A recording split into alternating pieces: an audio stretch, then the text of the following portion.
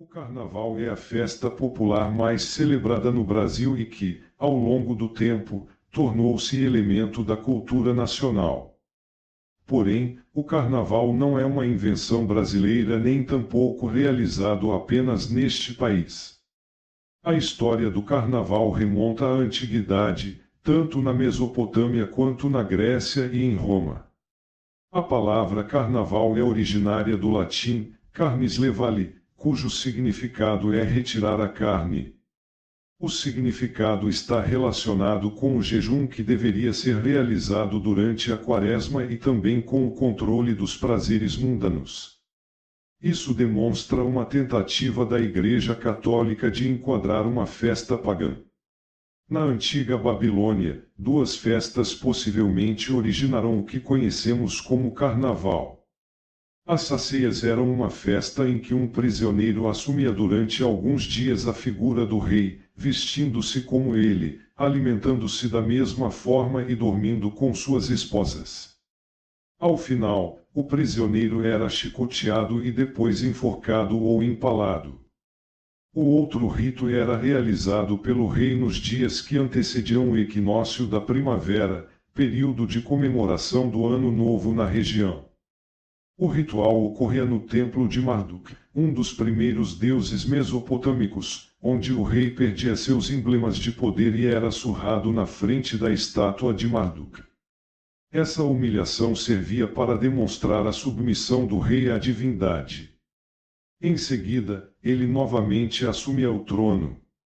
O que havia de comum nas duas festas e que está ligado ao carnaval era o caráter de subversão de papéis sociais, a transformação temporária do prisioneiro em rei e a humilhação do rei frente ao Deus.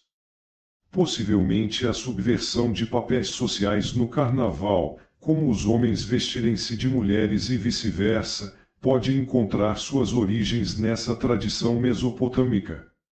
As associações entre o carnaval e as orgias podem ainda se relacionar às festas de origem greco-romana, como os bacanais, festas dionisíacas, para os gregos. Seriam festas dedicadas ao deus do vinho, Baco, ou Dionísio, para os gregos, marcadas pela embriaguez e pela entrega aos prazeres da carne. Havia ainda em Roma as Saturnálias e as Lupercalias.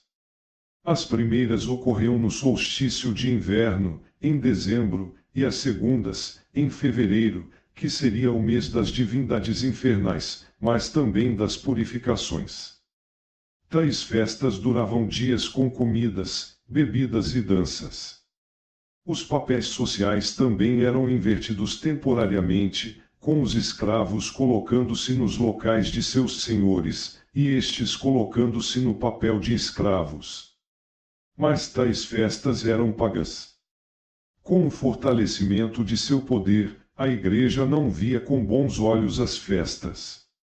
Nessa concepção do cristianismo, havia a crítica da inversão das posições sociais, pois, para a Igreja, ao inverter os papéis de cada um na sociedade, invertia-se também a relação entre Deus e o demônio.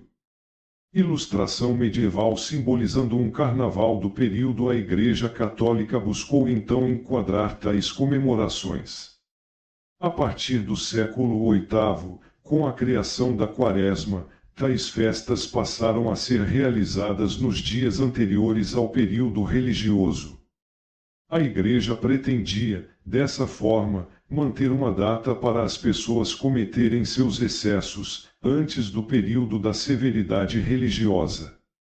Durante os carnavais medievais por volta do século XI, no período fértil para a agricultura, homens jovens que se fantasiavam de mulheres saíam nas ruas e campos durante algumas noites.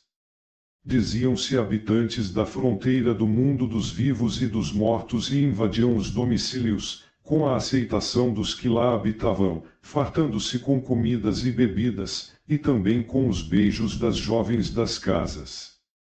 Durante o Renascimento, nas cidades italianas, surgia a commedia dell'arte, teatros improvisados cuja popularidade ocorreu até o século XVIII.